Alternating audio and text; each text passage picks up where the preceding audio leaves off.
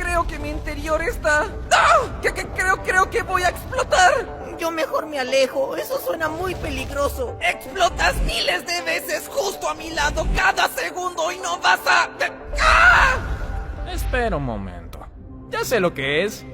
Relájense, chicos, él no va a explotar. Viejo, ¿cómo lo sabes? Porque he estado ahí. Relájate, Mercurio. Solo estás pasando por actividad tectónica. ¿Actividad de la qué? Significa que tu núcleo está activo y tu superficie está cambiando y chocando. Creí que era el único por aquí al que le pasaba eso. Entonces, ¿en verdad estoy bien? Sí, no te preocupes. Solo te va a doler un poco. Si los terrícolas pueden sobrevivir entre esos terremotos e inundaciones, no debe ser tan malo. Oh, eso es un alivio. Puede que como efecto secundario se contraiga tu corteza, por lo que te puedes hacer más pequeño. Tal vez seas Plutón 2.0. Eso no es gracioso, Tierra. ¿Tierra?